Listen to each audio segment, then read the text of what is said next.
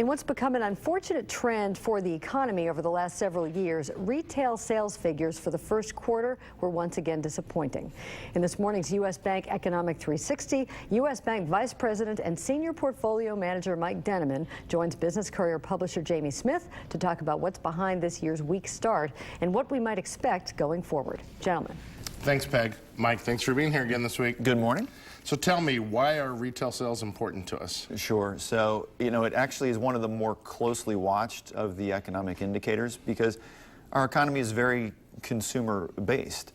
And because of that, it's important to have a good handle on where and what the consumer is spending money on. So important also to remember that it's a pretty all-encompassing figure. So just about anything that the consumer would spend on, be it clothes, groceries, cars, dining out, gasoline, refrigerators, anything that you're going to spend money on out there is going to get rolled into this figure, both brick and mortar and online as well. And so because of that, it gives us a pretty good snapshot of what the broader economy is looking like at any particular time. So you say after the first quarter, it's not looking so good? It's, again, as Peg said, this is a trend that we've seen the last few years. The retail sales off to a very slow start.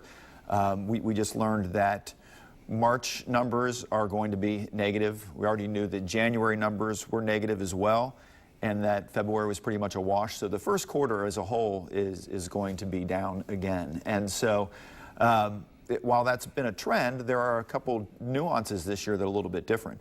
One is that we don't have a built-in excuse this time around.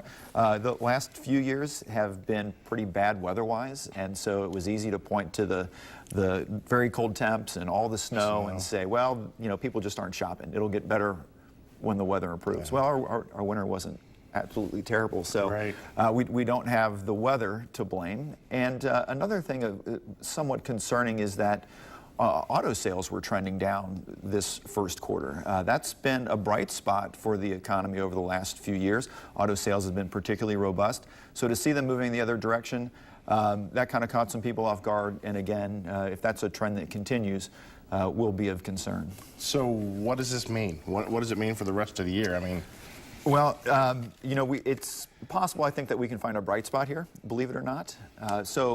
We know that consumers aren't out there spending money.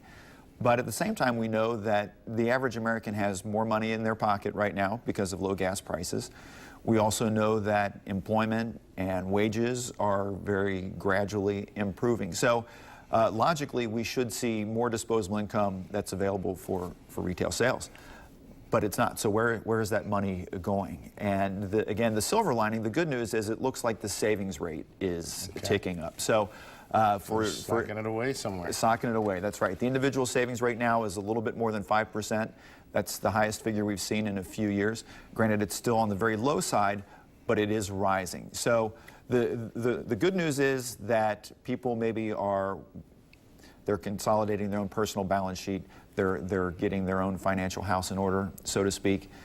The flip side of that, though, is that they're not spending. So long term, a healthier consumer financially is good for the economy, but in the here and now, we're not seeing those dollars flow into the economy. Well, I know you guys have your crystal balls, and I know you do lots of research, but I think I have the answer. Okay. My daughter's been in Spain since January. She's not spending here. That's it, right? There we go. It wasn't the weather after all. All right. Well, thanks so much for being here, and we look forward to seeing you here again. Thanks, Jamie. All right.